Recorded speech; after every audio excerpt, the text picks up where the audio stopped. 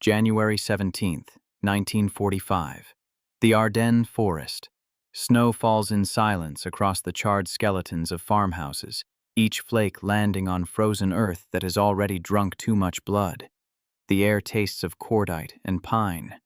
In the pre-dawn darkness, a Panzer commander named Oberleutnant Heinrich Voss peers through the observation slit of his Tiger I, watching his breath turn to mist inside the turret.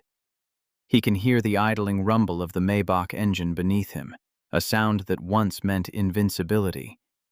Around him, scattered across the ridgeline, sit 5 more Tigers, 60-ton iron fortresses that have dominated every battlefield from Kursk to Caen. Voss adjusts his leather cap and checks his watch. Somewhere in the valley below, American armor is moving. He has fought the Americans before. Their Shermans burn easily. Their crews panic. Yet this morning, he believes, will be no different. But this morning, something has changed in the calculus of war. Something Voss cannot see from his elevated position. Something that will, within the next hour, shatter not just his tank, but the very doctrine upon which the Panzerwaffe was built.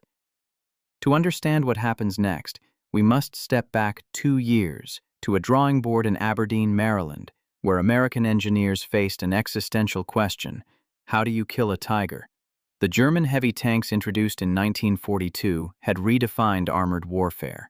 With frontal armor up to 100 millimeters thick and an 88 millimeter gun capable of penetrating Allied tanks from distances exceeding 2,000 meters, the Tiger I was a rolling fortress. British Churchills crumpled before it. Soviet T-34s attacked in swarms and still fell short. And the American M4 Sherman, reliable, mass-produced, the backbone of Allied armored divisions, could barely scratch a Tiger's glacis plate, even at point-blank range. The Americans understood they could not match German engineering ton for ton. They would never build a tank as thick-skinned or as powerfully armed as the Tiger. But American doctrine had always favored a different philosophy: mobility, production speed, and overwhelming numbers. Yet numbers alone, they realized, would lead to slaughter. After the disaster at Kasserine Pass in February 1943, where German armor had torn through inexperienced American units like paper, the question became urgent. The U.S. Army needed a solution that didn't require years of development or the complete redesign of their armored force. The answer came not in the form of a heavier tank, but in a new category of vehicle entirely: the tank destroyer. The doctrine was simple, almost surgical.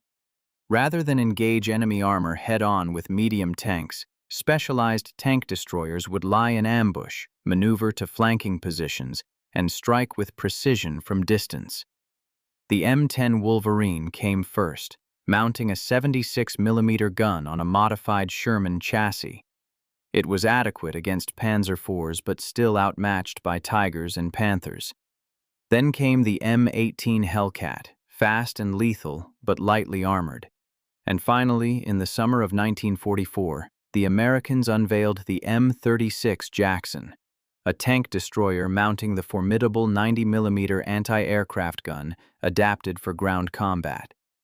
The 90 millimeter M3 gun was a revelation, firing armor-piercing rounds at a muzzle velocity of 853 meters per second, and it could penetrate 133 millimeters of armor at 1,000 yards. More importantly, it could do so at ranges where German return fire was less accurate, where the psychological advantage of the Tiger began to erode. American crews trained endlessly on long-range gunnery, learning to calculate lead, windage, and elevation instinctively. They practiced firing from hull-down positions where only the turret was exposed. They learned patience, but doctrine on paper is one thing. The Ardennes Forest in January 1945 is another.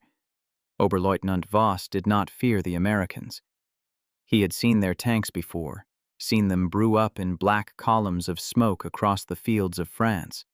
The Tiger he commanded had survived Normandy, survived the hedgerows, survived the long, grinding retreat across the Meuse. It bore scars, pockmarks from ricocheted rounds, welded patches where American artillery had come close, but it had never been penetrated, never defeated. The crew believed in the machine. They had painted a small tally on the turret. 11 kills, mostly Shermans, 1 Churchill. In the Wehrmacht, the Tiger crews were an elite. They were selected for their skill, their composure under fire, their loyalty to the Reich. They knew their tanks were expensive. Each Tiger cost as much as 5 Panthers, and Germany's industrial capacity was crumbling under Allied bombing. But they also knew that on the battlefield, 1 Tiger could hold a crossroads, anchor a defensive line, or spearhead a breakthrough. The psychological effect alone was worth divisions. When Allied infantrymen heard the deep, guttural growl of a Tiger's engine, many broke and ran. This morning, Voss's mission was simple: prevent American armor from reaching the bridge at Houffalize. Intelligence reported a column of Shermans moving through the valley. His Tigers held the high ground, positioned behind a tree line with clear fields of fire extending over 2 kilometers. It was a textbook ambush. The Americans would roll into the killing zone, and the 88s would go to work. At 06:12 hours, Voss spotted movement through his optics. Shapes emerging from the mist, low-profile vehicles moving in a loose wedge formation. He counted 6. They did not look quite like Shermans. The turrets were different, more angular, and they moved with unusual caution, stopping frequently behind cover. Voss frowned. He ordered his gunner, a 20-year-old Swabian named Otto, to range the lead vehicle. 1,800 meters, Otto reported. Wait, Voss said. Let them come closer. At 1,800 meters, even the 88 required precise aim. He wanted certainty. He wanted the first shot to kill. The American vehicles stopped. 1 minute passed, then 2. Voss felt the first prickle of unease. Why had they stopped? Had they spotted the Tigers? Impossible. The camouflage was perfect, the tree line thick. Then, through his optics, he saw something that made his stomach tighten. The lead American vehicle traversed its turret, not toward his Tiger, but toward the Tiger commanded by Hauptmann Becker, 200 meters to his right. Slowly, deliberately, as if the American gunner could see through the trees, through the camouflage netting, through the snow. Voss opened his mouth to shout a warning over the radio. The American fired first, and Staff Sergeant Clarence "Red" Wilcox of the 702nd Tank Destroyer Battalion had been in Europe for 7 months. He had landed at Omaha Beach in June, fought through the breakout at St. Lo, and spent a frozen Christmas in a foxhole near Bastonia. He was 24 years old, from a farm outside Abilene, Kansas, and before the war, he had never seen an ocean. Now he sat in the commander's cupola of an M36 Jackson, scanning the ridgeline through binoculars while his gunner, a wiry Italian kid from Brooklyn named Sal Torino, adjusted the 90mm elevation. Wilcox had seen Tigers before. Twice. Both times, his unit had been forced to withdraw under withering fire while Shermans burned around them. The Tiger was fear made steel. It was the monster in every tanker's nightmare. But Wilcox had also learned something in 7 months of combat. Every monster has a weakness. The Tiger was slow.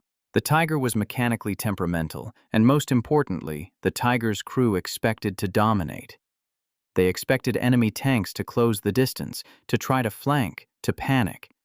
The Americans had been briefed extensively on the new doctrine. Engage from maximum range. Use terrain. Stay hull down. The 90mm gun gave them an advantage the Germans did not expect: parity at distance, maybe even superiority. The M36 could penetrate a Tiger's frontal armor at 2,000 yards under ideal conditions. It required skill, patience, and a little bit of luck, but it was possible. This morning, Wilcox's platoon had been moving toward Houffalize when their lead scout reported enemy armor on the ridge. 6 Tigers. His textbook defensive position. The old doctrine would have called for a hasty withdrawal or a request for air support. But Wilcox's battalion commander, a hard-eyed Texan named Lieutenant Colonel Hayes, had given clear orders: engage and destroy. Show them what the 90 can do. Wilcox's platoon stopped in defilade, hull down behind a slight rise. The Tigers were 1,800 yards away, barely visible through the snow and morning haze. Wilcox glassed the tree line, counting silhouettes. He could see the long barrels of the 80s, the angled glacis plates, the bulk of the turrets. He felt his heart hammering. His mouth was dry. "Sal," he said quietly, "you see the second one from the right?" Sal peered through the gun sight. "Yeah, I got him." "Range? 1850, maybe 19. Put one through his turret." Sal adjusted the traverse. The turret whined softly as it rotated. Wilcox watched through his binoculars, holding his breath. At this distance, the margin for error was razor thin. Wind, temperature, the slight cant of the vehicle, all of it mattered. "Firing!" Sal said. The 90mm roared. The entire Jackson rocked back on its suspension. Wilcox kept his binoculars locked on the target, watching for the impact. 2 seconds. 3. Then, through the haze, he saw it. A flash of orange light on the Tiger's turret. The round had struck home. Sparks showered. The turret hatch flew open. Smoke began to pour out. "Hit!" Wilcox shouted. "Traverse left! Next target!" The other M36s in his platoon opened fire. The morning erupted in sound. The deep, percussive blasts of 90mm guns, the whistle of rounds cutting through frozen air. At the distant secondary explosions as German ammunition cooked off. Wilcox saw another Tiger lurch as a round punched through its side armor. A third began to reverse, desperately trying to back into cover, but Sal was faster. The next round struck the Tiger's lower glacis plate, ricocheted upward, and sheared off the turret ring. The massive turret, weighing over 10 tons, tilted crazily, jammed in place. It was over in less than 4 minutes. 4 Tigers destroyed, 2 more retreating in full flight, trailing smoke. Wilcox's platoon hadn't taken a single hit. In his Tiger, Oberleutnant Voss sat in stunned silence. Becker's tank was burning. Schneider's was immobilized. The Americans had fired from a distance Voss had thought impossible. He had not even seen the muzzle flashes clearly. His gunner, Otto, was stammering, trying to acquire a target, but the Americans were hull down, and the morning light made ranging difficult. "Reverse!" Voss screamed. "Back into the trees!" His driver threw the Tiger into reverse. The transmission groaned. The vehicle lurched backward, tracks chewing frozen mud. Voss heard another American round shriek past, missing by meters. They had to withdraw. There was no other option. For the first time in 2 years, Oberleutnant Heinrich Voss felt the cold, nauseating grip of helplessness. Word of the engagement spread quickly through both armies. For the Americans, it was a revelation. The M36 Jackson, deployed in significant numbers only since September 1944, had proven it could kill Tigers at ranges previously thought the exclusive domain of German heavy armor. After-action reports from the 702nd Tank Destroyer Battalion documented multiple engagements in January and February 1945, where M36s destroyed Tigers and Panthers from distances exceeding 1,800 yards. The psychological impact was immediate. American tank destroyer crews who had spent months fighting at a disadvantage suddenly felt they had a weapon that could compete. More than compete, dominate. For the Germans, the shock was profound. Panzer commanders who had spent years relying on the Tiger's superiority in range and firepower now faced an enemy who could strike first, from distances where counterfire was ineffective. The tactical calculus shifted. Tigers could no longer advance with impunity. They could no longer hold static positions without fear of being picked apart by unseen guns. The Americans had learned to fight at range, and in doing so had turned the Tiger's greatest strength, its gun, into a liability. Why close to 1,000 meters when you could kill from 2,000? The impact extended beyond individual battles. German war diaries from early 1945 record a growing sense of unease among Panzer crews. The Tiger, once a symbol of invincibility, was now vulnerable. Crews reported increased stress, declining morale, and a pervasive sense that the initiative had slipped away. In a Wehrmacht directive dated February 12, 1945, commanders were warned that American tank destroyers equipped with 90mm guns should be engaged only from ambush or at extreme range, an admission that even Germany's heaviest armor could no longer dictate the terms of engagement. But the story of the M36 and the Tiger is not merely a story of guns and armor, yet it is a story of ideology clashing with reality. The Tiger represented the apex of German engineering philosophy: precision, craftsmanship, overwhelming quality over quantity.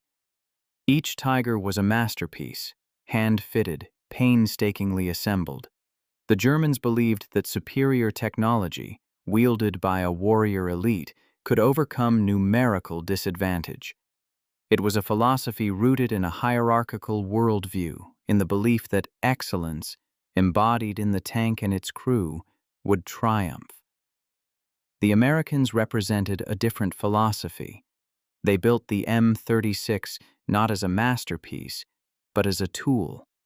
It was mass-produced, designed for ease of maintenance, crewed by citizen soldiers who 9 months earlier had been farmers, clerks, and factory workers.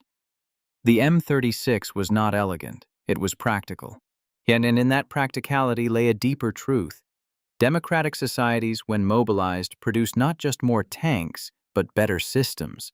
They produce doctrines that adapt. They produce crews trained to think, to improvise, to exploit the enemy's rigidity. The engagement in the Ardennes was not an anomaly, it was a pattern. Throughout the final months of the war, M36s and other American tank destroyers inflicted disproportionate losses on German armor. In March 1945, during the Rhine crossings, M36 platoons destroyed entire Panzer columns at standoff ranges. In April, as American forces pushed into Bavaria, Tiger IIs, the even more formidable King Tigers, were knocked out by 90mm guns from distances exceeding 2,500 yards. The Germans, who had spent the war perfecting the heavy tank, found themselves outranged by vehicles they had once dismissed as inferior. There is a photograph taken in April 1945 near Nuremberg that captures the aftermath of one such engagement. In the foreground, an M36 Jackson sits hull down behind a low stone wall, its 90mm gun still elevated. In the middle distance, 3 Tigers lie scattered across a muddy field, their hulls blackened, turrets askew. American soldiers stand on one of the Tigers, posing for the camera, grinning. The Germans who crewed those Tigers are not in the photograph. Some are buried nearby. Others walked into captivity, dazed, trying to reconcile the image of their invincible machine with the reality of its smoldering wreckage. The photograph does not capture the sound of the engagement, the deep, resonant crack of the 90mm, the scream of armor-piercing shot tearing through steel. It does not capture the smell, burnt cordite, scorched rubber, the acrid stench of electrical fires. But it captures something else, the end of an illusion. The illusion that technology alone, wielded by an elite, could dominate. The illusion that warfare was still a domain of knights and duels rather than systems and logistics. Oberleutnant Heinrich Voss survived the war. His Tiger, abandoned during the retreat from the Ardennes, was captured intact by American forces and shipped to Aberdeen Proving Ground for evaluation. Voss himself was taken prisoner in March 1945, near the Ruhr. After the war, in a debriefing conducted by U.S. Army intelligence, he was asked about his experiences fighting American armor. His response, recorded in a dusty file now housed in the National Archives, is telling, "We thought the Americans were careless, that they relied on numbers because they lacked skill. But they learned. By the end, they were patient. They did not charge. They waited. And they shot from distances where we could not reply effectively. It was unsettling." Unsettling. The word carries weight. It suggests not just tactical surprise, but a psychological unmooring. The Tiger crews had built their identity around the superiority of their machine. When that machine proved vulnerable, the identity cracked. In the larger narrative of World War II, the clash between the M36 and the Tiger is a footnote. The war in Europe was decided not by individual tank duels, but by overwhelming industrial production, strategic bombing, and the collapse of German logistics. By January 1945, Germany was already defeated. The Tigers fought on, but they fought without fuel, without spare parts, without hope. Yet the footnote matters. It illustrates a principle that extends beyond armored warfare, beyond even World War II itself. The principle is this: rigidity loses to adaptability. Hierarchies that cannot learn, that cannot evolve, that insist on the superiority of their own doctrine, will eventually meet a force that has no such inhibitions. The Germans built the Tiger to win the war they had fought in 1940. The Americans built the M36 to win the war they were fighting in 1945. The symbolic object in this story is not a weapon, but a distance. 2,000 yards. Just over a mile. It is the distance at which the American 90mm gun could penetrate the Tiger's frontal armor, and it is the distance at which the psychological advantage shifted. And it is the distance that separated two philosophies of war.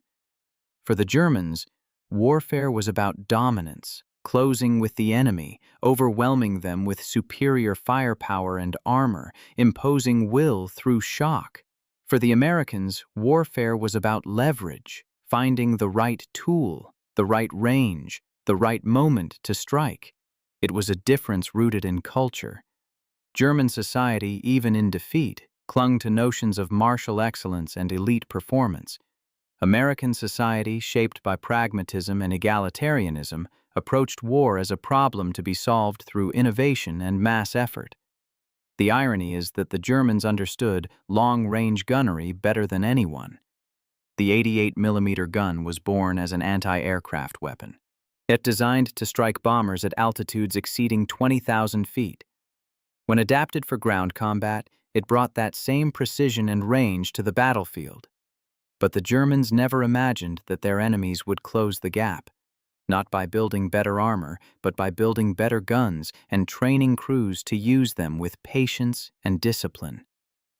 By April 1945, the Tiger was a ghost. Production had ceased. Surviving tanks were scattered across a collapsing Reich, isolated, starved of fuel, easy prey for roving American tank destroyer battalions. The M36 Jackson, by contrast, was everywhere, leading the drive across southern Germany, supporting infantry assaults, hunting down the last remnants of the Panzerwaffe. In the final tally, American tank destroyers accounted for thousands of German armored vehicles destroyed, with loss rates far lower than their Sherman counterparts. But numbers alone do not capture the shift. What the M36 represented was a maturing of American armored doctrine. The U.S. Army had entered the war with tanks designed for infantry support and pursuit, not for dueling heavy armor. They had learned painfully that the battlefields of Europe demanded something more.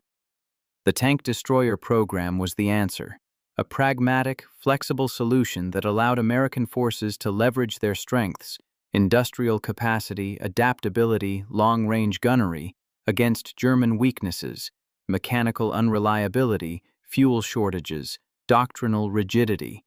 And the Germans, for all their tactical brilliance, could not adapt. They kept building Tigers and Panthers, pouring scarce resources into ever heavier tanks, as even as their factories burned and their logistics collapsed. They kept insisting that quality would triumph over quantity, that the superior warrior would prevail. They were wrong. There is a recording, preserved in the archives of the U.S. Army Heritage and Education Center, of an interview conducted in 1946 with Staff Sergeant Clarence Wilcox. The interviewer asks him what it felt like to knock out a tiger. Wilcox pauses for a long time before answering. "It felt," he says slowly, "like we'd figured something out. Like the rules had changed, and we were the ones who changed them." The rules had changed. The Tiger, designed to dominate at medium range through firepower and armor, had met an enemy who refused to fight at medium range. The Americans had redefined the battlefield, turning it into a domain where patience, precision, and technological parity mattered more than brute strength. And in doing so, they had delivered a lesson that echoed far beyond the Ardennes. In a democratic society, innovation does not come from the top down. It comes from engineers and soldiers working together, adapting, learning, refusing to accept defeat as inevitable. The Tiger was a magnificent machine, but it was a machine built for a world that no longer existed by 1945. A world where small, elite forces could dictate terms, where quality could overcome quantity, where the will of a few could bend the many. The M36 Jackson, ungainly and utilitarian, represented a different world, a world of mass mobilization, shared effort, and relentless problem-solving. It was not as beautiful as the Tiger, but it won. Today, a Tiger I sits on display at the Tank Museum in Bovington, England. As visitors walk around it slowly, marveling at its size, its thick armor, its imposing gun. It is a relic, a monument to a vanished era of armored warfare. Nearby, though less celebrated, sits an M36 Jackson. Its armor is thin. Its lines are ungainly. Few visitors linger. But those who know the history, those who understand what happened in the forests of the Ardennes, in the fields of the Rhine, in 100 nameless villages across collapsing Germany, see something different. They see the machine that taught the Tiger to fear. They see the gun that reached across 2,000 yards and shattered an illusion. They see the embodiment of a simple, devastating truth. That freedom, when organized, when mobilized, when backed by ingenuity and will, does not need to build the biggest tank. It only needs to build the right one. And sometimes, as the right one is not the one that looks invincible. It is the one that shoots first, from a distance the enemy thought impossible, and strikes with a precision born not of elite training alone, but of a society that believes every soldier, every farm boy from Kansas, every kid from Brooklyn, can learn, adapt, and win. 2,000 yards. It was the distance that changed everything.